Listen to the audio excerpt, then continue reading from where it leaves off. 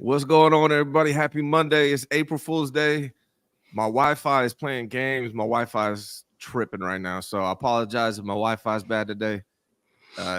My internet provider is playing an April Fool's joke on me. Crock, man, how you doing today, brother? I'm doing good, man. Feeling good, feeling blessed. Good workout this morning, ready to go. See, I was going to ask you about that, man. So for me, it turned out to be 75 soft. We talked about it a couple weeks ago. Are you still with it? I fell off Thursday. I got one workout in, did not get the second workout in, and did not finish a gallon of water. So I got to start over. I'm probably going to get back to it this week, next week, something like that. So, Yeah, I fell off provide a after little structure in my life on in the workout sense of things and mentally, I fell off after like 6 days, bro. I ain't gonna lie, because it's that second workout and the gallon that get me. Like I can do one per day, and I can do it. I just gotta man up and do it, But I'm still working out, still trying to eat healthy. So overall, I'm still proud of myself. Man, let me know in the chat. Is the Wi-Fi just bad right now? Because it looks like it's bad based on my Now you signal. good. You I'm good. good. All Yeah. right, cool, man. Well, Crock and I got a lot to talk about real quick, though. Dave Barkley, there they are. What's up, guys? Still killing. I appreciate you, Dave, man. Hit me up. I know we got to talk about some real estate stuff, so hit me up, man. Be glad to go over all that with you if I can. Real quick, if you guys would be so kind, hit that like button and subscribe to both channels, Croc's channel, my channel. Like the video. That helps with the algorithm. Also, I relaunched my podcast, trying to get like Crock. Crock was kind enough to give me some advice backstage about how to post my stuff to podcast forums. So I did that. Links in the details in the description on how you can do that. And then this is important, man. Croc's in the Final Four. He was the champion last year. He's in the Final Four, going head to head with Larry Krueger right now. On the other side is Matt Mayoko and Brad Graham. You predicted Brad Graham was going to win it all. But first things first, make sure you go vote for Crock head to head versus Larry Krueger, man. How you feeling about your chances right now?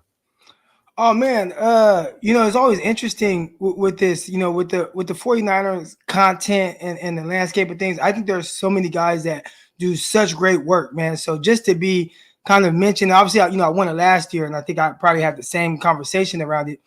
I feel like there's a lot of people that do more than me. I do Locked On 49ers every day, and we reach a really big audience.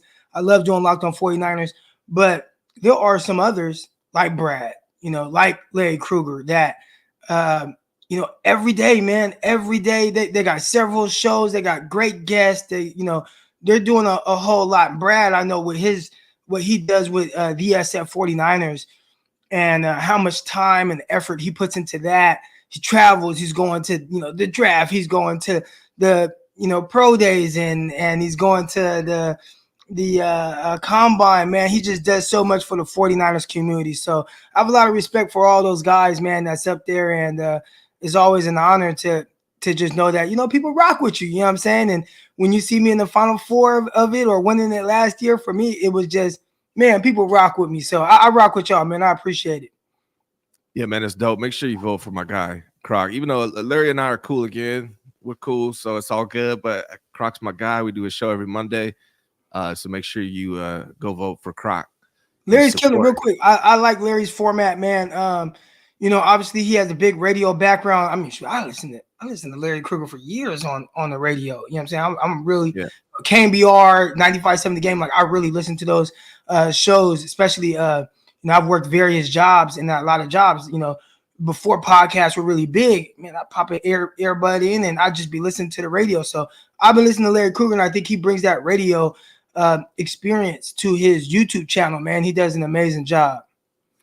Yeah, man, it was a trip when I first started doing shows. I did a couple shows with Larry. It was kind of weird because, like you said, man, I think I've been listening to him since I was 20 years old or something like that, So it's kind of wild how everything comes full circle.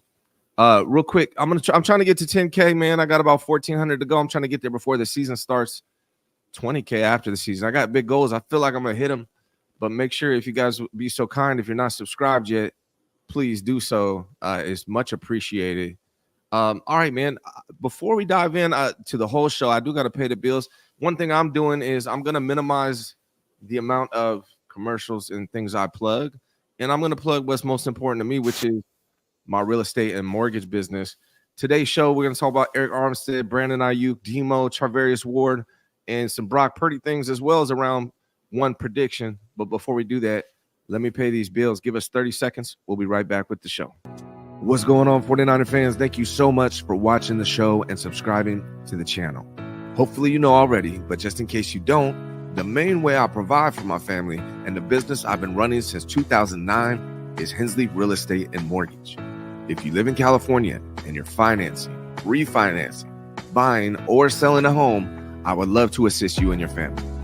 Visit my website, ryanghensley.com, or schedule an appointment with me. The details are in the description on how you can do all of that. Let's make this happen for you and your family. Now back to the show. Yeah, man, I learned from Crock and Peacock. Plug the sponsor at the beginning, and then you don't have to worry about it. Dive into the show after that. That's from listening to Locked On 49ers. Make sure you subscribe to that too, man. Hey, real quick, Peacock, man, you guys got to check out my dog Peacock. That's my brother right there. He got a YouTube channel. It's Overtime with BP. Go to my Twitter page. You'll see it's one of my recent tweets out. Subscribe to his YouTube channel. It's gonna be all things sports, Bay Area. Obviously, a lot of 49ers and sprinkle some. Talking about some cocktails. Peacock used to be a bartender, so he loves his cocktails and all that. So great conversation. Make sure y'all subscribe to my dog channel. Yes, sir. Peacock is great, man. I like Peacock a lot, man. I enjoy listening to your guys' Locked On 49ers. I listen to that show myself, man. Real quick, it is April Fool's Day, man. I pulled a fast one on a few of you. I was trying to, like, in the show description, I said major announcement. I was going to try to pull this off too live, like with you, but I can't do it with a straight face, man. But I tweeted this. I made this and tweeted it out this morning, and hella people got full with it. Some people are mad. Why everyone so mad, man? It's April Fool's Day, man. Can't we just have a little fun? I'm corny like that, bro. Like, I like dad jokes. This morning, I convinced my daughter that her car was stolen. Like, I texted her. I'm like, hey, where's your car at? And she's like, what you mean? It's out front. I'm like, no, it's not. I already had moved it around the corner. She was ready to call the police. I'm like, nah, I'm just kidding. It's around the corner. April Fools. I like doing that stuff, man. Maybe it's the dad in me. But if I got you guys with this tweet this morning, I don't apologize, man. It's April Fool's Day. So I got to get my wife with something, man. I haven't. I'm usually not. It's weird because I'm really. You guys, give me a lot talking about a lot of sports stuff, but I'm actually like really goofy in person. Yeah. And but I never play like those kind of pranks. I scare my wife a lot, but I need to do an April Fool's joke on her. Yeah, man, I'm goofy as shit, bro. I'm gonna be honest with you. I'm me and my wife crazy. I mean, that's one of the best things I like. Me and my wife, we like to joke around a lot, man. So yeah, make sure you get the wife. She's a little crazy though, so I got to be careful how I prank my wife. She might mess around and hit me or something. Yeah, real quick, Black Suburban, man. I don't know if you're playing an April Fool's joke on us. He says, I got jerseys for you too. I'm not joking, dead serious. I don't sell them. I collect them and give them away. Well, I'll gladly take it, brother. Hit us up, man. Hit me on both Crock and I think your DMs are open on Twitter, right? I think so. I ain't never closed them. Yeah, mine too, man. So, yeah, hit us up. Thanks, Black Suburban, man. We appreciate it, man. All right, cool, brother. So we're going to dive into Brock Purdy because I think, I was thinking about him a lot this past weekend, but we're going to lead up to that. We start with Eric Armstead. Yeah, that's what I wanted to talk to you about because we haven't talked about that yet. I haven't had a show since this news, and I'm curious, you're a former NFL player. Talk to me about Eric Armstead feeling disrespected, man.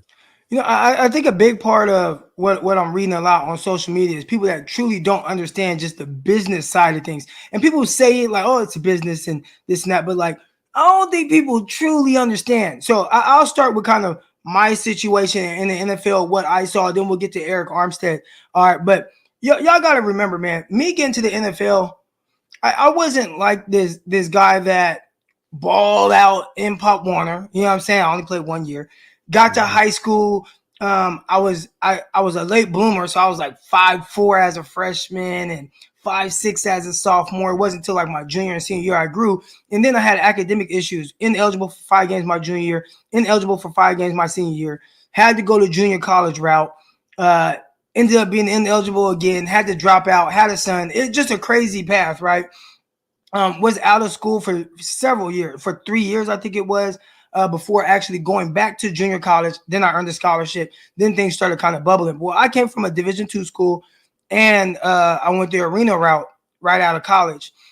And then finally I got an NFL opportunity. Now, all this time, you got to understand, I was a big football fan, but before anything else, you know what I'm saying? Like I love football. The way that I'm on here talking football with everybody and how passionate I am, like I look at myself just like everybody else. Like, I am a fan of the sport first and foremost. And I had this opportunity, almost like, you know, how some people like, man, I would love to be a fly on the wall in the locker room or in the meetings. Well, I was that fly on the wall, even though I was one of the players. And I got to just see how people interact, how they move, how they talk. And while I grew up kind of putting guys on the pedestal, Antonio Cromartie, Darrelle Revis, guys I eventually got to share a locker room with, I quickly realized as soon as we stepped on the field, these dudes, they just like me. Like, they're just like me. Like, they're not. Now, Cromartie was a freak, but, and, you know, Revis. But for a majority, like 90% of the roster, it's a lot of guys that's like me. Like, we're all good. Like, I'm good. You guys are good. Like, we're all good. And then when you get into the locker room, I think people expect the locker room to be this place where, like, egos and all this, that, and the other. Everybody was hella cool. They are just like everybody else in the locker room, in the NFL locker room. The only difference between most of us regular people and them is more M's or not even more M's. They got actual M's in their bank account. Like, they got more money.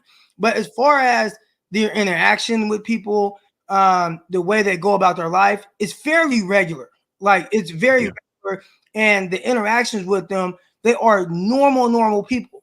So fast forward to this Eric Armstead thing. When he came out and said he felt disrespected by the amount that they give him, it is no different than any job that you guys have. If you've had a job for a long time and you've given them everything you've gotten, and you guys have had ups and you've had downs, and you've had a certain level of production, the way that you do it, right? It might be something that is more valued behind the scenes or whatever. But at the end of the day, he played, he did what he did, and he was a good piece to the 49ers puzzle for years. And ultimately, your value is what someone is willing to pay you, whatever that is, whether you're a podcaster, you know. And, you know, I started to realize my value, what it was right away. And early on, and I was making, you know, $600 a week or whatever on the I can't even think of that network with Kevin Jones. Anyways, that gave me my start with all this. But you know, striking gold and all that. But and then Peacock came, and Peacock valued me a certain way. Hit the DM, said, Crock, let's talk numbers. This is what I could do. And he showed me the value. The other network I was on wasn't willing to match that or anything, right? And it wasn't any hard feelings or disrespect. It was just, we can't really do that right now with where we're at. But, you know, hey, man, wish the best for you moving forward with Peacock. And Peacock and I, it's been really good, like bigger than I've ever expected, especially financially. But it's just the value, and everybody has their value. And whatever value Armstead had to the 49ers, maybe it ran out. But he felt disrespected by what they offered him because he valued himself more than what he was offered. Felt like that wasn't something I'm willing to take on. And he said, you know what? I'm going to go out in the open market, and we're going to see if other people value me the same way I value me. And lo and behold, Jacksonville Jaguars said, hey, Armstead, we value you much more than where the 49ers value you today. And we're going to give you this amount of money. So he made his value. They respected that, and they gave him that. And I feel like when I'm watching fans, they expect people to turn down millions, to turn down all this money for the betterment of the 49ers? Heck no. What? Yeah. I've given you guys a lot of good years. I have been here with the 49ers through ups, through downs, through Chip Kelly years, and all kinds of other stuff. I have been to Super Bowls, multiple Super Bowls, championship games. To say, well, he just chasing money, blah, blah. Like, bro, I done gave y'all everything. Injuries, played through injuries, missed games because injuries, broken wrists, whatever it is. And now this is a better situation for me moving forward. So I really want to kind of address that because people aren't viewing him as a person. You know, it's if you feel he's made $80 million, if you don't think that's enough to be able to live on that he did wrong with, why are we counting this man's pockets? Right. You know, at the end of the day, I don't know what his financial situations are, but I do know it is a better situation there than what he had in 49ers, and they valued him as such. So I just see that floating around social media a lot, and people are taking out the human element to these conversations. Eric Armstead is a normal person. He just got more money, and he's bigger than everybody else. Yeah, man.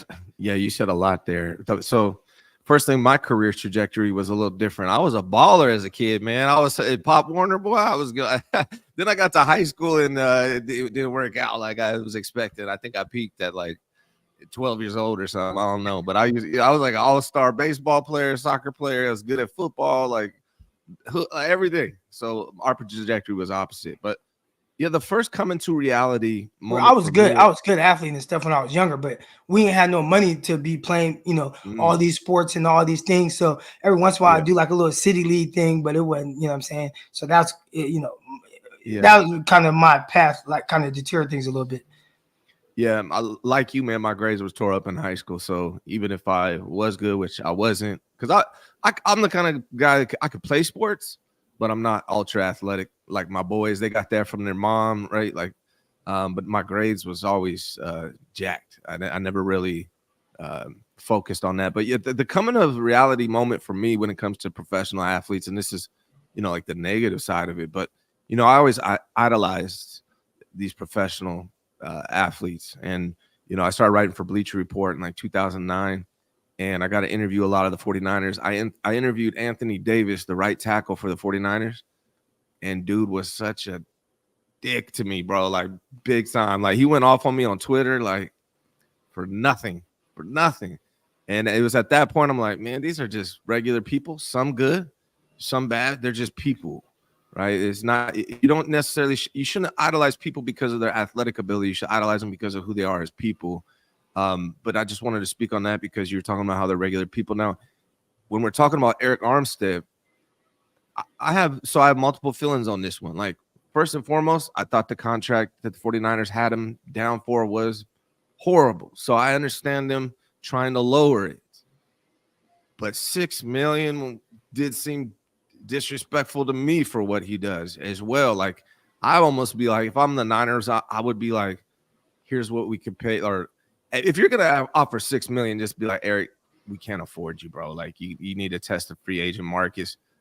Was offering $6 million disrespectful to you? I think there's a scenario where they offered him something that they knew he wouldn't take, so that he would just part ways.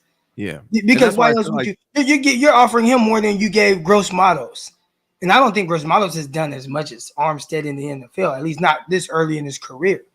So that's what they might have just wanted him gone and just like, all right, we're gonna offer him $6 million. If he takes it, great. If he doesn't, then whatever, it's cool. We didn't really, we didn't see him as a big piece to the future, anyways. That's what I'm saying. Like, that's what makes me feel like it's disrespectful almost, because damn well he's worth way more than that. So two things. Like, I understand why the 49ers wanted to, move on from Eric Armstead at that price point. I also understand why Eric Armstead was like, are you nuts? Like, this is disrespectful. I'm going to go out there and make 4 times this much. And he did with Jacksonville. So I understand both sides. And I feel like that $6 million is slightly disrespectful. They should have probably just said, hey, bro, we can't afford you. So it's probably best for you to go out on the free agent market than to offer him that. But I guess it's a business. They're trying to see if they can get him for $6 million. I don't know. But I don't necessarily feel like that's probably the best way to handle it after 9 years with the team, 8 years with the team. I think they could have handled it a little bit differently. How do you feel about the way the Niners handled it? Are you cool with it? Is it business? I try to just understand that's the business side of things. So I think at this point it's not personal. They have paid him a lot of money, and Jet York could tell him, like, through your career, we've given you a lot of money. So right now, hey, this is what we're willing to do. If this isn't right for you, then you could do it moving, and he did. So I don't even try to look at it as if it was as much disrespect. He might, just because even though we're saying it's a business, he still has had a personal relationship with him, for a large part of his life, you know, Yeah. and his family, and he's a local guy, you know, from Sacramento. So I could see where he takes it a little bit more personal and feels more like it's disrespect. But I think from the 49ers standpoint, just business, brother. Yeah, and from Eric Armstead's standpoint, you got to get it while you can. I know a lot of fans were like, "Oh, you're not going to win a Super Bowl in Jacksonville. Niners already paid you $85 million, which they think he hasn't lived up to. So they assumed he would take a quarter of his possible pay to stay with the Niners and possibly win a Super Bowl. I don't think a lot of people would have done that, man. The Niners, I mean, you got to take that money while you can. It's only going to be out there once. It's probably his last big contract like that, I would imagine. So he's got to take it, man. And Jacksonville, they don't have state taxes. So he's gonna make a lot more money, even if Jacksonville offered him $6 million to match the 49ers $6 million. That's still, it goes further in Jacksonville than it does in California. Yeah, especially the Bay Area. It ain't even like, okay, he's in Cali, but he lives in Stockton. You know what I'm saying? And even Stockton, you know, price is getting a little up there. It's like, bro, he probably lives in the Bay. He might have a house in the Bay and in Sac, I don't know, but he likely lives in the Bay, in San Jose, Silicon Valley. My grandparents just sold their home a couple years ago. A normal 4-bedroom, upstairs, downstairs, family room, living room, all that. Just but like normal 4-bedroom home, you know. Yeah. $1 million. You know what I'm saying? Like San Jose is crazy, bro. San Jose is crazy. So, man, so now it don't even just take you further from the cost of living standpoint, but also the financial part of it with the taxes, etc. It's a big difference making the amount of money and 28 million guaranteed in Florida as opposed to anything he was going to make in California. Yeah, man, my house where I live tripled in value since I bought it, or more than tripled in value since I bought it in 2012. So California real estate prices are off the chain. It's like a what are them things? The mosquito eaters flying around here, it's tripping me out right now. But yeah, no, I get Derek Armstead, man, totally. Dave Barclay says Ryan has surpassed all other content creators, in my opinion. Very honest and very humble. And Crock is the same. Great people here. Like and subscribe. Let's get them to the top so they can cook. That is very that's very complimentary thing to say, man. There's a lot of great people out there, and I really appreciate all your support, Dave. You are the man, brother. All right, let's move on, man. BA deal far away. Kind of expect that at this time of year. It's April 1st. March 31st was when this news came out. You kind of expect them to be far away. But what are your thoughts on the announcement that BA and the 49ers are far away on the deal? You know, it sounds like normal conversation to me, or normal negotiation tactics. You start low here, you start high here, and you're hoping that within the conversations you can meet in the middle. What you don't want is probably the DeForest Buckner situation where you started low here, you started high here, and then that's it. There's no more conversation. Go find the trade partner. Got the coach. Wow, we didn't think he'd be able to do that. First round, all right, and then he's gone. Right? You don't want that situation. You want it to be more so Deebo Samuel, even though it's not as ideal. Deebo, Nick Bosa, you know, you want your guys around, you know, the whole offseason. You don't want guys removing all 49er stuff from their Instagram pages and all that. But I'd rather deal with that and the deal get done, you know, when the season is about to start, as opposed to what they did with Buckner. So I think this is just normal negotiation tactics. Yeah, man, I think so too. You know, with BA, man, like he deserves to be paid. Like the thing is with here's how I feel about BA. I've been saying it for a long time that he's not the kind of player you trade. He has everything going for him, right? He works hard in practice. He shows up to training camp in phenomenal shape. He's the best player in training camp most of the time. He runs good routes. He has good hands. He's athletic. Like he blocks well. He literally does everything you want. That being said, I would trade any player for the right price, but my price for BA is very high. Like I need top 16 pick and maybe a second next year. Something like that is what I would need to want to move on from BA. But there are a lot of people and a lot of opinions, and they're valid. They kind of say the wide receivers are like the new running backs, where you can replace them pretty easily through the draft. What are your thoughts on on trading BA? What's your price for BA? And do you think he'll be back? Look, man, I think eventually everybody has a price, and I think there are some things where you can kind of make it worth the 49ers. Is he a player I would trade? Okay, I got to look at this from two different perspectives. Yeah. If you're Eric Crocker and you want this legit receiver that you want to feature in your offense, would you trade Brandon Aiyuk? Absolutely not. If you're the 49ers and you don't feature him in your offense, obviously he is able to be productive in his offense, but with far less targets than the other most productive receivers in the league. So there's, they run their offense, and within their offense, he's able to get off. Awesome, right? But I could see a scenario where the 49ers saying, we don't feature him the way that we would have to value him if we pay him a certain way. And if that's their thought process, I could see them potentially moving off. Now I'm saying, I think he exemplifies everything they want from their receivers, right? He's blocking. He's a dog. He gets it. He's learned. He's had to get in the doghouse and get out of the doghouse, right? He continues to continue on his upward trajectory just with his career. But even then, when I watched the Super Bowl, what did the 49ers do to say, you know what, we're going to feature, we're the Super Bowl. This is a big moment. Let's feature Brandon Aiyuk so we can win this game. Absolutely nothing. Oh, we're just going to leave him stationary on the outside like a normal X. Maybe he's in a tight split, but even then, versus man, we're just going to leave him there. Where is the usage like some of the other guys? Where's the, okay, we're going to motion him across the formation to a tight split, get him a free release, clear it out, come underneath, boom. Right? Where's the set pick plays for him when Snead or whatever is having a really good game? He's on right now. How are we going to work to free up Brandon Aiyuk? They never did that. So it's, let's just figure out more ways to get the ball to Christian McCaffrey. Let's figure out more ways to get the ball to Deebo Samuel, who had 13 targets or 11 targets, whatever it was. All right. So for me, it just continues to show that they love Brandon Aiyuk. And within the structure of the offense, how Kyle Shanahan sees fit, he's able to be very productive, as we saw last year. But he's not featured in the offense. So in my opinion, I feel like if you're not going to feature him, he is a guy that you maybe feel is a little bit more replaceable than even what his numbers would say. Now, I ain't saying you can replace him and get those same numbers, but I think in the sense of his importance to the offense, Kyle Shanahan probably feels like he can replace that. So from the 49ers, I could see a scenario where they potentially are like, you know what? Oh, you're going to give us the first for him? Okay, we'll move off of that.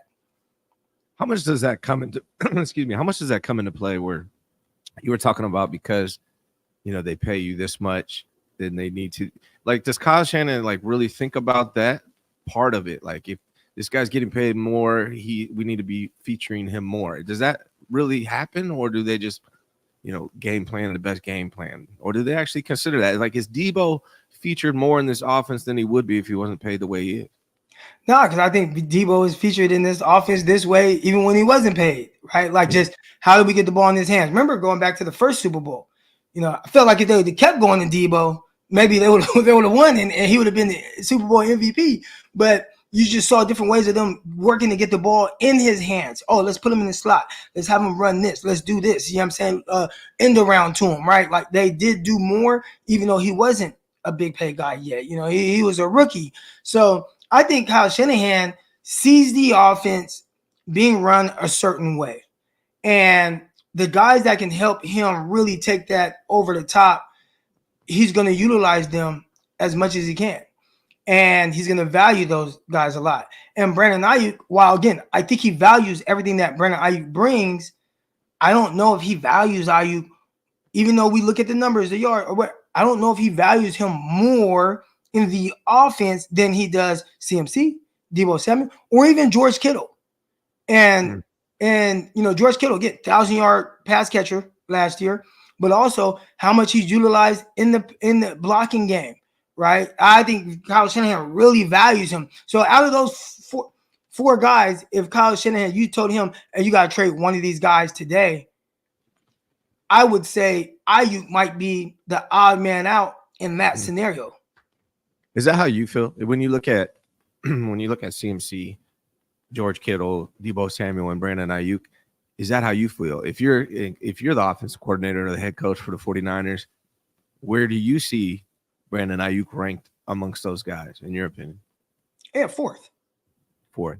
And I know people aren't going to, they're going to look at numbers, but again, we have to look at their usage and how they're used. And in the way that Aiyuk is used, it is not the same as the other guys. We can look at targets and it's like, oh, he had more targets than these guys. But just the way that they use George Kittle, whether he's pass catching, whether he's blocking, whether he's going in, then I gave him end arounds, right? The way they use CMC, the way that they use CMC to be a decoy to get the ball in the hands of Deebo Samuel.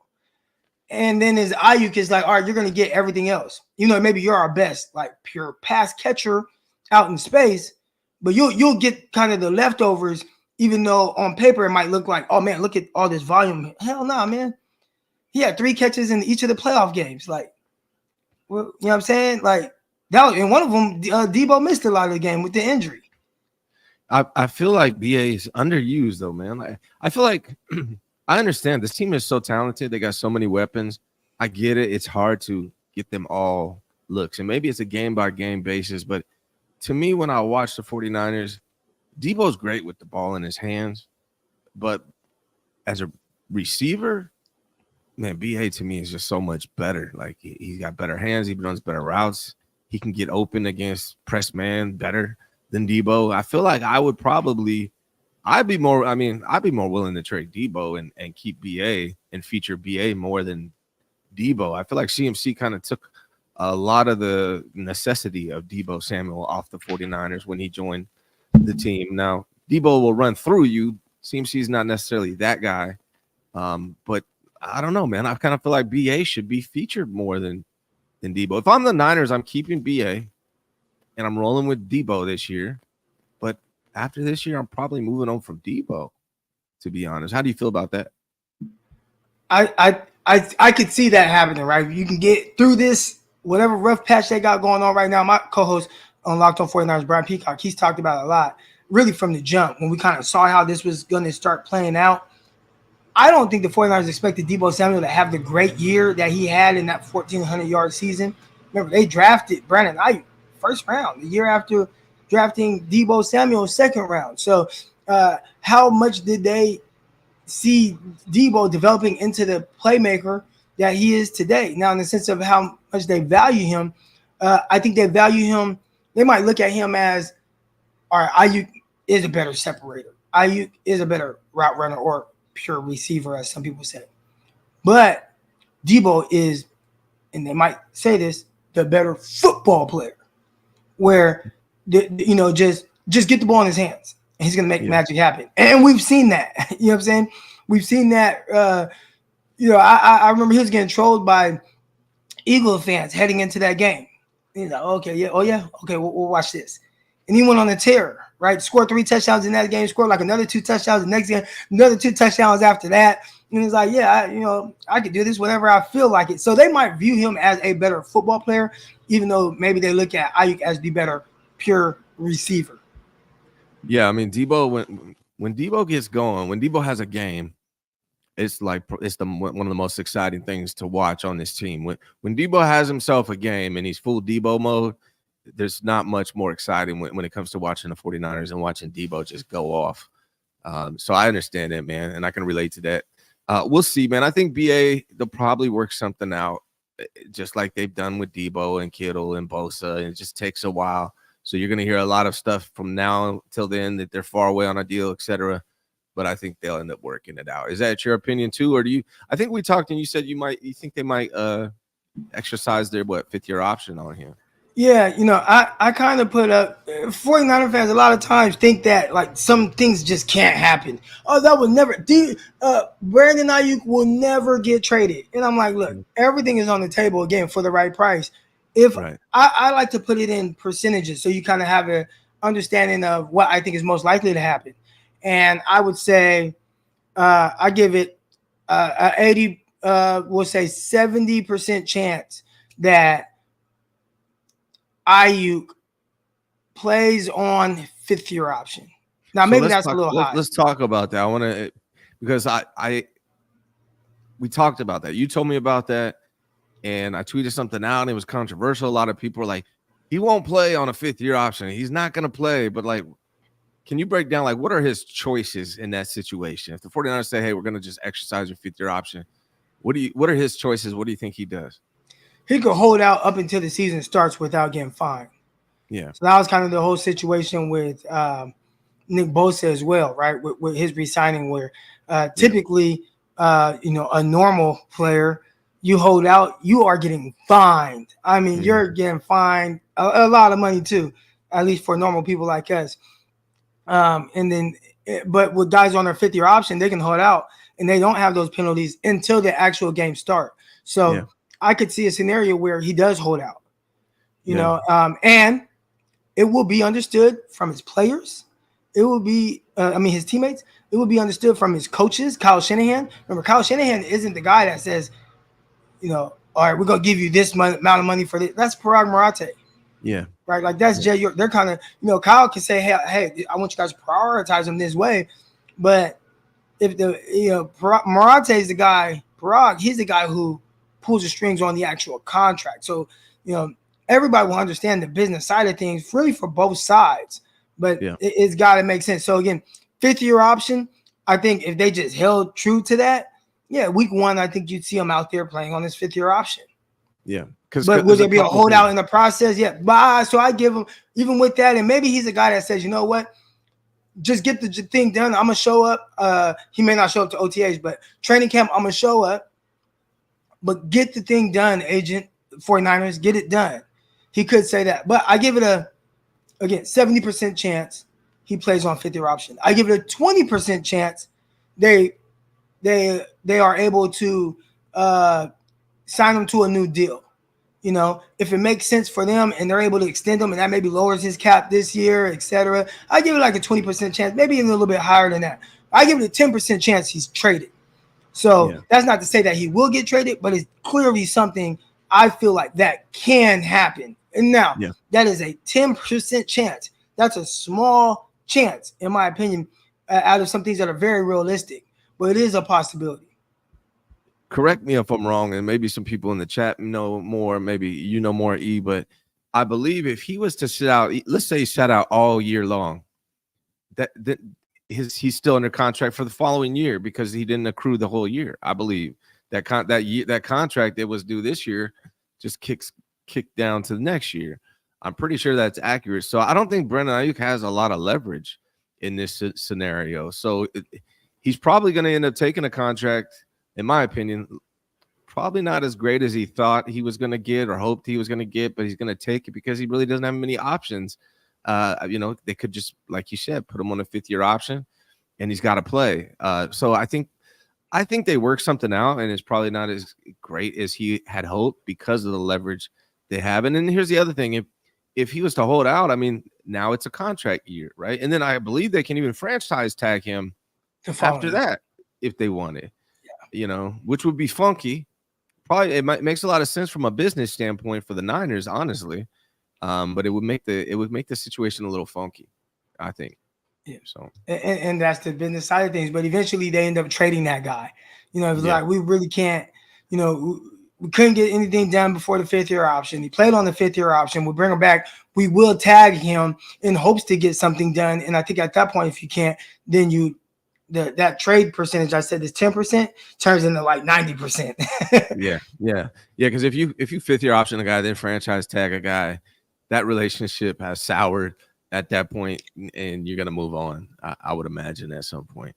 All right, man. I do want to say this because I see in the chat it was like, oh, he has no leverage.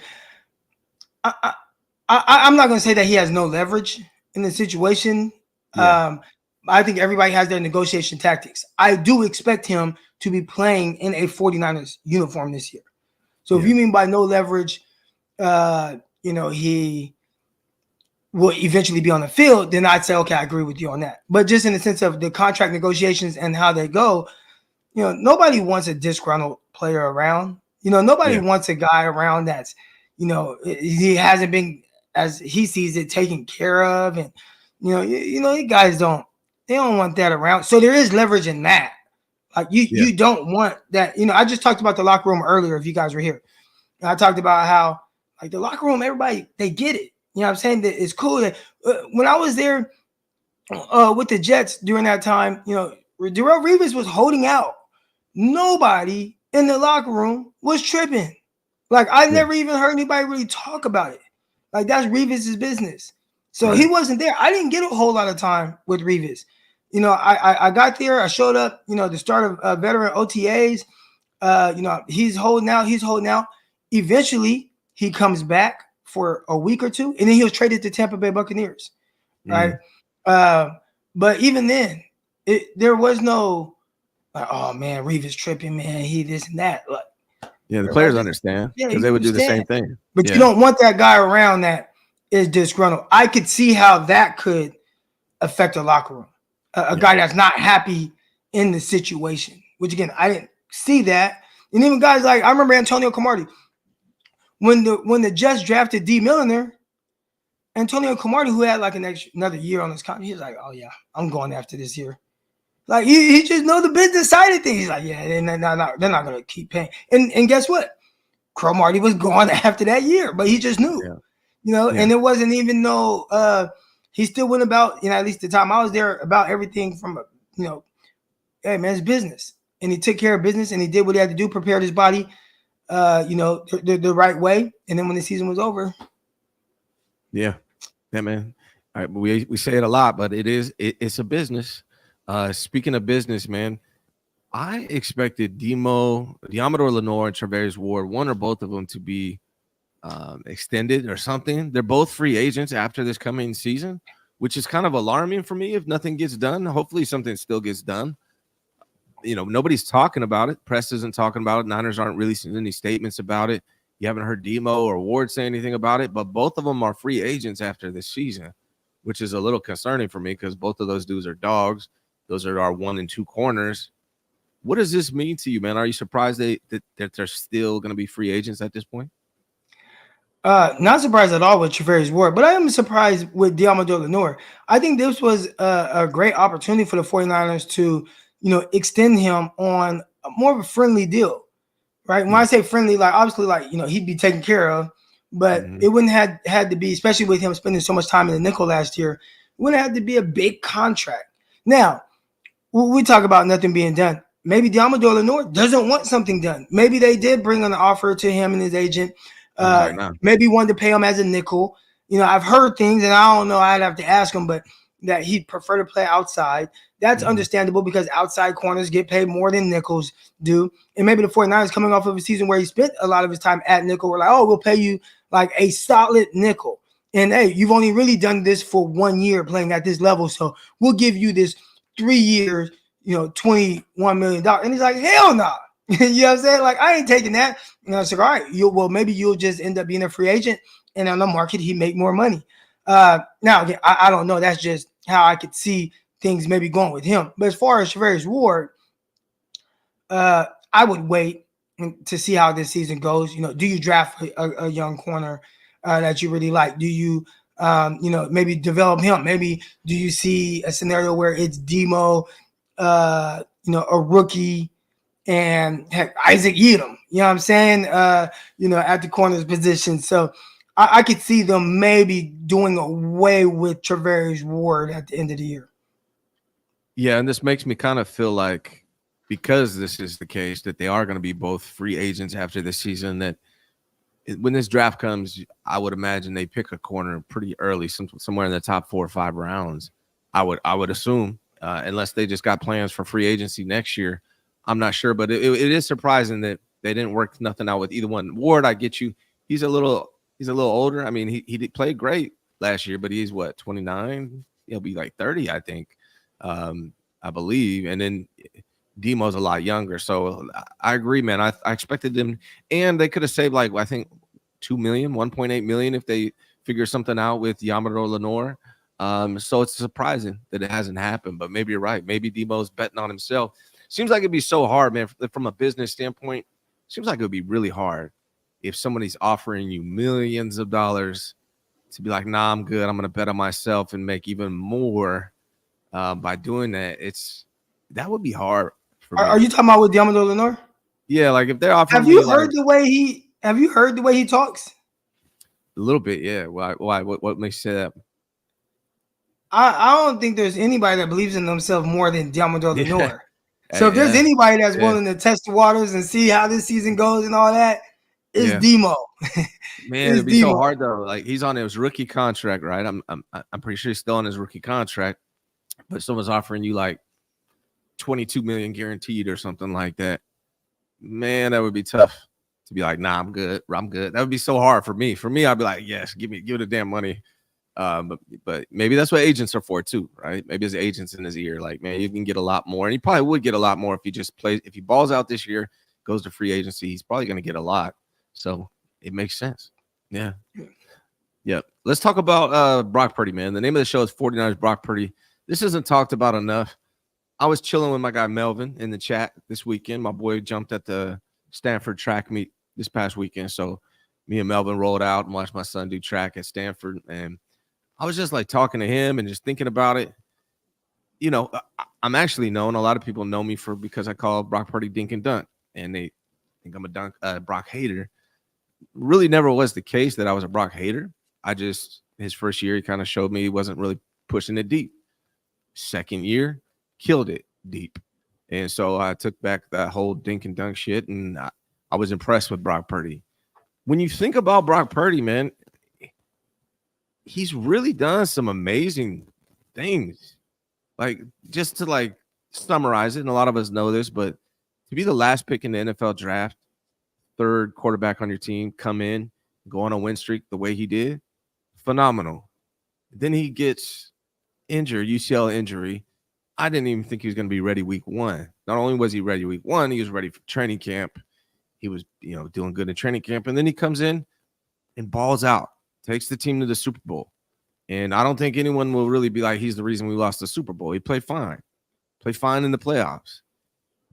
What he's been able to do is really remarkable when you think about it.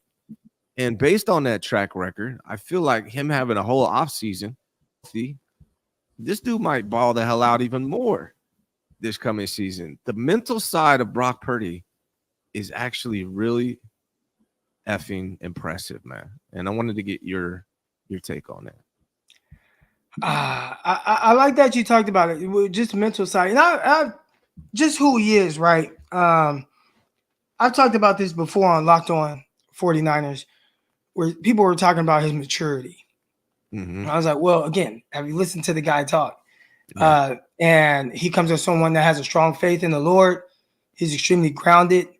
And I think that's why he comes off a lot just as confident, but as grounded, but his preparation, he's married. I think there's a lot to that. I became the best version of myself, when I got married to my wife, you know what I'm saying? And maybe not year one, year two, but hey, I got better as the years went on, and I became a better man, better father, more organized with the way I went about things. And you see him and someone who, married at a young age. And I think there's just a certain level of preparation, focus, mindset. He clearly has a chip on his shoulder and has a certain level of tenacity. And there's something about him to where all his teammates, they follow him and they follow his lead.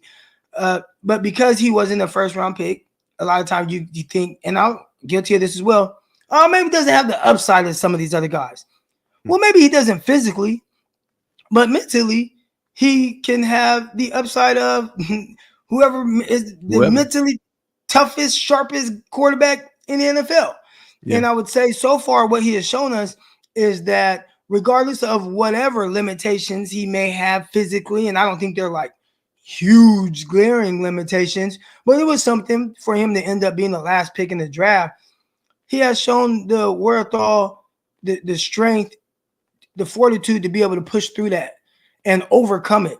I was a guy, 6'2", 200-pound cornerback. I ran a 4.55. I wasn't the fastest guy. I had to kind of overcome, and at least as much as I could, not being the fastest corner, right? Like not being fast. I had to learn how to play around that. And I think with Brock, he has really learned, okay, I have a solid arm. I don't have a power arm, right? How do I overcome? Man, I can overcome that with being pinpoint with my, precision, my accuracy. Man, I could be better with my timing and understanding the defenses. being able to, throw in anticipation and do those things. And I could see a scenario where he continues to improve on those things. But I think because he wasn't this high draft pick, people maybe think that he's at his ceiling, when in all actuality, I think nobody's at their ceiling in year 3. I think these are guys that continue to improve and get better. So I'd expect that from him as well. Yeah, and I can see him playing. He's never had a problem with confidence, but I can see him playing even more confident now. Like, this is established Brock Purdy's team, no question at all. Like, you're healthy. You got a full off season as the guy. This is your team. You know the offense. I can see his confidence being greater. His understanding of the offense being greater, his arm improving with a full off season to work at it. I can see Brock Purdy really doing good. And the reason why, like, again, I don't think he's like the ultra physical talented quarterback, but one thing I've noticed in sports is the mental part makes a huge mental might be more important than physical. Like, obviously when you're a corner like Crock here, you got to have the physical traits to play that position. You got to be fast and you got to be able to move and be of a certain size or whatnot. But the mental part is really what makes athletes better than others, right? You could take two guys that have identical athletic attributes, but one has the mind, and that's what makes him better. They tell you from the jump when you get to the league, because again, everybody's got. I had commented on something about the new kickoff rules, right? Mm-hmm. And I had some people, special teams wasn't why you didn't make it in the NFL. You weren't good enough, blah, blah, blah, blah. Dude, when you get to the league, from an ability standpoint, it's very marginal. Right. It's very marginal. They tell you from the jump a couple of things. One, the game is 90% mental, 10% physical. 90% mental, 10% physical, because everybody's good. Mm-hmm. And then they also tell guys like me, your way to making this team will be special teams. We do not need you to be a good cover guy, at this point. Well, we got Antonio Cromartie. We just drafted D. Miller in the 9th overall. We got Kyle Wilson. He was the number 9 first-round pick. We got Darren Walls, who was, a terrific fielding guy as well. Then you had Ellis Langster and Trufant, who were both special team demons. You got to beat out those special teams demons. So it's funny because people are like, oh, you wouldn't have made it anyways. You weren't like, bro, y'all don't know how this stuff works. But it is 90% mental, 10% physical when it comes to being able to make it at the NFL level. That's why you see guys drafted, it's like half the first round picks don't quite work out. It's because these guys that are 6'4", 275 pounds, running 4.6, they aren't physically gifted enough? Hell no, they definitely are. Yeah. It's the mental side of it. Being able to, do the thing. Trey Lance, he had the physical talent, the physical talent. Mentally, for whatever reason, right? It could be lack of experience. It could be whatever. He was not able to be sharp with the things that Kyle Shanahan needed him to be sharp with. Right. And if you can't do that, it's hard to play at the NFL level, right? It's hard that you're not going to be able to execute enough. Mm-hmm. So, that's the tough part where Brock Purdy says, man, hey, I can do this. I can do that. And he's done nothing but that. And I'd assume that he continues to get better. Now, I did have somebody in the chat, Salty Cyclist says, Big Ben makes that throw over Chris Jones barreling down on him to win the game in the Super Bowl. And I think from that standpoint, those are the things that Brock, maybe it's experience, right? When understand, okay, free runner, okay, I got this, and then he makes the throw. Yeah, that needs to be made. But I mean, there's going to be some limitations because of his physical skill set. But when, like, even you are talking about it's 90% mental, his mentality is amazing. Like, based on everything I've seen, to be able to come in with that confidence, you got that right mind. You got the right mindset to be able to process the way he does. Something's really good with his mindset. So, based on his experience and what he's been able to do with the opportunities he's had, now he's got a full off season. He's healthy. That leads me to believe he's going to take strides. Now, that doesn't necessarily mean to me that his statistics are going to be better, right? Maybe he loosens up to the point where he's a little bit more carefree, a little bit more aggressive, and that can cause some turnovers. Maybe his efficiency goes down, but overall as a quarterback, I think he can actually be better regardless of what the statistics say. What kind of year do you expect from Brock Purdy? Same as last year. I mean, I don't even know how he can do too much better from an efficiency standpoint, leadership standpoint. There were some games where we needed him to play big, and he did. You led a team that, ultimately, got a bye, and now it's just for him. With the 49ers, again, your expectations are going to be really high. It's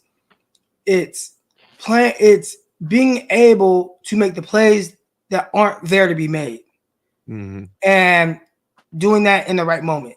And you talked about him like, oh, nobody will say Brock Purdy lost the 49ers Super Bowl. Hell no. But I will say this. I don't think Brock Purdy won the 49ers the Super Bowl. So if you're Brock, how do I win this game for my team? Now there's going to be people in the comments, well, what about this fumble here? What about the botched punt return? And those are all things that just shape the movie of a Super Bowl. But ultimately, it's on in my opinion, more times than not, it's going to be on the quarterback to be able to rise above that in certain situations. And I think for Brock, the plays that maybe weren't there, you got a free runner. How am I going to make this play? How am I going to find this guy? Making that play. And when he does that, that will be the difference between Brock last year and this year. Man, last year he didn't make that play. He made all these throws. He did this and this. But in this moment, man, last year he didn't make that play. Man, this year he did make that play. This year he made that throw. And that's how the 49ers win the Super Bowl. And that's what will be the difference, in my opinion. You think it can happen? Yeah, hell yeah. Because of his faith in the Lord, man, and who he is and how he goes approaches things. I definitely think he can. He's got a great mentality, man. Like I made the mistake of because I suffered through Jimmy Garoppolo, right? And he was the definition of dink and dunk. And with Jimmy, the funny thing is it really wasn't about his arm talent. He actually has more arm talent than Brock Purdy. He could actually throw the ball downfield. It was the mental part. But I kind of mistake Jimmy's dink and dunk. I want a quarterback that can take the top off and go deep. And that's why I was excited about Trey Lance. And when I saw Brock Purdy's first year, I'm like, man, this guy's not going deep, because he wasn't. His first year, he wasn't. But his second year, he developed it more and deep enough is what I mean. Like, he's not going to throw 65-yard bombs, but how often do you really need that? As long as you can throw those 35, 40-yard ones, that's what you really need. And he's able to do that. And he did do that this year when the opportunity presented itself. So that's what really turned me around on Brock Purdy. And then, just this past weekend, thinking about his mindset and what he's been able to accomplish, it actually gives me a lot of confidence. Real quick, Melvin in the chat says, so do other quarterbacks not believe in the Lord? No, they definitely do. I'm just telling you that's why Brock Purdy, like in a sense of being able to overcome certain things, I think he's very well grounded with the Lord, and he has everything else to go with that, right? Because there's a lot of believers in God. You know what I'm saying? But with Brock, you could see, like, man, he truly believes in this, and he goes about things a certain way. And I got all these experiences from college. I got this and I got that, and I'm going to prepare a certain way. So to me, it's like there's nothing that this guy can't do from a mental standpoint. And he's shown us it. But I can only see him because of how grounded he is. We've seen a lot of guys have a good year. Maybe they're not as grounded with whatever parts in their life. You and I talked about 75 hard and not being able to finish it. It's tough, right? Like it's a certain mindset that anybody can do it. Everybody here has the opportunity to do that and finish it. But are you going to do it? And there's a lot of guys that can, give you a year. We'll say that's a year is, we'll say that's 15 days of 75 hard. Can you do 2 years of it, right? 30 days. Can you do 3 years of finish it, right? Like, can you have that mentality to be able to do it all the way through and continue to do it? And we've seen a lot of players come in and have a great, had a great year. Damn, what happened to him? Yeah. Yeah. You know, Yeah. I think what Melvin's point is probably it doesn't require that you be religious in order to do that because there's guys like, 100% not. yeah, 100%. I think that's probably Whatever what you he, believe in. yeah. Yeah. Yeah. All right, man. Last question. Round one prediction. Do you have one for me, man? How's round one gonna go? Man, that's a great question. With the 49ers right now, I think they've done a really good job of constructing a roster right now that allows them to truly take the highest player on their board. Now, I know that's a cop-out answer a little bit, but who is that? What is it? It could be kind of anything. If I had to lean one direction right now, I like that defensive lineman out of Missouri. Who is it? You talking about Can't think of his name. Me and Peacock, we've watched so many prospects. the defensive tackle?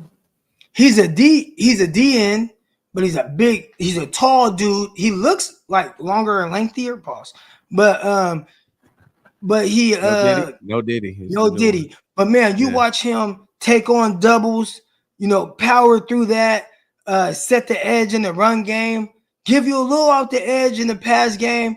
But I really like him. He might be my draft crush right now. Just watching and trying to think of how the 49ers, can replace what they gave you with Eric Armstead and find that guy. One thing the 49ers have been really good with is having that edge setter guy like the Amenahu, right? Mm-hmm. Who play outside, slide inside, in those situations. Okay, now we can bring Leonard Floyd off the edge. That kid from Missouri, man. I really like Robinson. Is that your Yes, Robinson. Yeah, okay. So there's two Robinsons. Chop Robinson, Darius Robinson. I'm high on Darius Robinson. I like what he could bring to the 49ers. I got to check him out, man. To be honest, I haven't looked at him very much, but now I'm intrigued. So I'm gonna go check him out. Just move guy. I mean, when they attack him, he anchors down versus the run. He's not getting blown back, but he's like 6'5", 285, 287. But when you look at him, he looks like a longer, leaner guy. Just with how he built, but long arms, and I mean, boom, he's taking on those, he's creating piles, he's bull rushing guys with the one hand stab. Him versus the run is what really got me excited, and I think that's the first time I've ever gotten excited about a defensive end because of how well he defends the run. So I like him. If you're excited, Kyle Shanahan and John Lynch definitely are. I agree, man. I think that's the way they go. They're definitely going best player available. So for all of us. Like I want a right tackle so damn bad. But I don't know if that's going to be the best player available. And I don't think the 49ers are going to just commit to that position. So I expect them to get the best player available, whether it could be a corner, defensive lineman, O-lineman. It could be a wide receiver. Who knows what it's going to be, man. Yeah. I agree with you. I want to get your take real quick on this before we get out of here. What do you think of there's two rules, right? There's the kickoff rule. There's a hip drop tackle. Thanks to Anthony for the $2 super chat who brought this up because I wasn't even thinking about this. But I do want to get your take as somebody who played the game at a high level. What do you think of the hip drop tackle ban? And then could you also talk about the kickoff? Hip drop, man, I think is ridiculous. Until you have to really tackle these dudes, see how big they are. My mindset and what I tell my players, I don't care if you're the big hitter, right? I coach DBs at Edison High School in Stockton, not Fresno, Stockton. But hey man, I don't care if you're a big hitter, you're blowing guys up. Just get the guy to the ground. And at the NFL level, guys are bigger and faster. So a guy like me, even though I was a big corner at 6'2", 200 pounds, man, you got a 5'9", 220-pound running back running at you, or a 6'5", 255-pound tight end coming at you. I just got to get them to the ground. So I don't think you're thinking, oh, let me do this hip drop tackle and tear a guy's ankle up. You're just like, okay, how can I, wrap them up and drop my weight to bring them down to the ground? So I think it's just, another thing that makes it a little bit tougher for guys. If you're keeping the game safe, all right, I get it, but it's just tougher on especially the back end guys for sure. And even some linebackers, because they're getting a little bit smaller now too. I don't see how in the heat of the moment you're like you can think about how you're gonna tackle a dude. Like you just tackle him, right? And like it just general. What's the word I'm looking for? can't think of the damn word. You know, the objects is in motion, stay in motion. What am I trying to think of? I don't know. I can't think of it. But the point is, it doesn't make a lot of sense. Like if you're tackling a guy from the side or the back who's running this same direction as you, the only way to get him down is to go backwards. I mean, what are you going to do? Fall forward on him? Give him like 7 extra yards? It doesn't really make a lot of sense to me.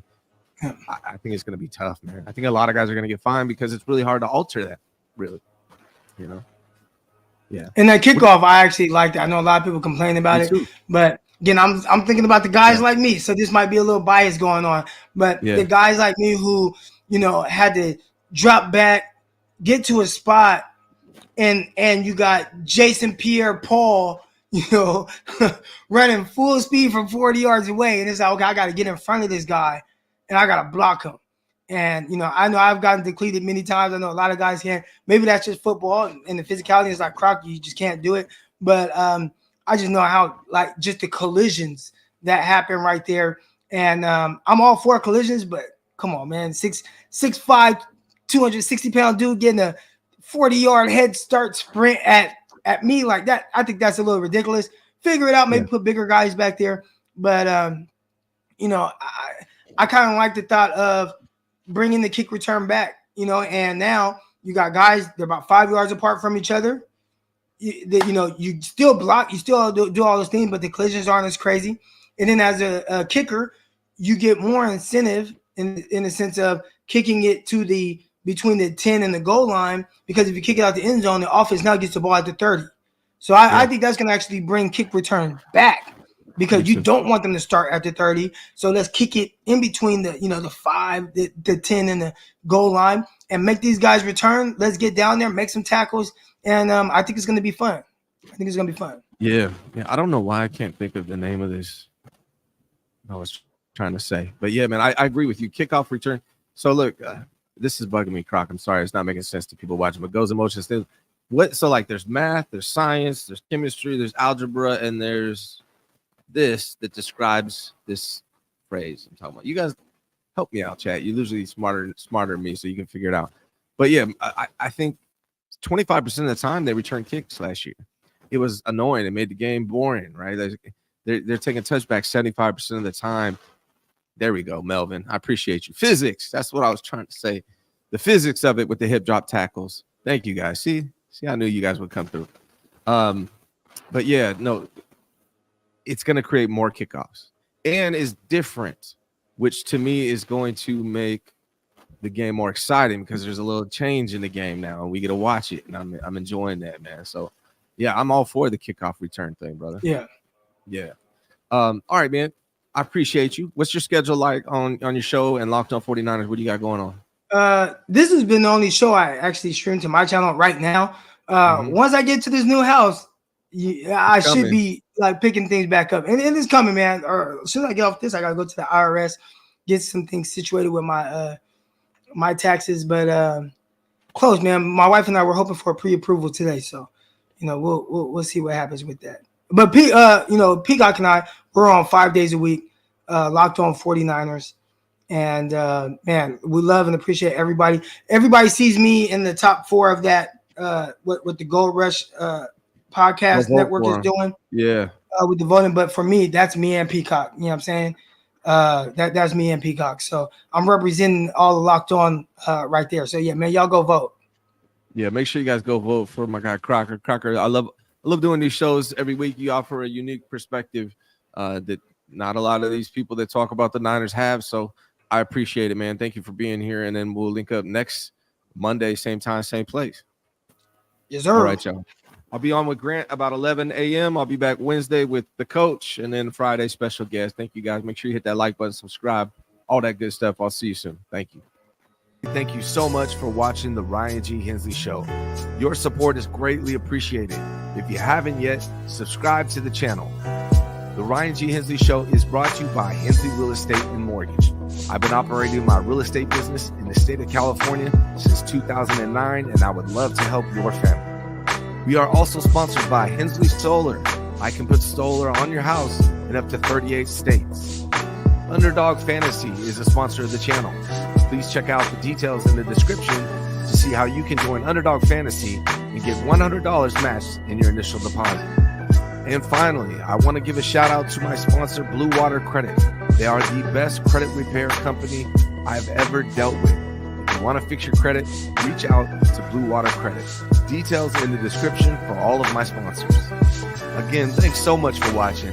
Hit that like button. Subscribe if you're not.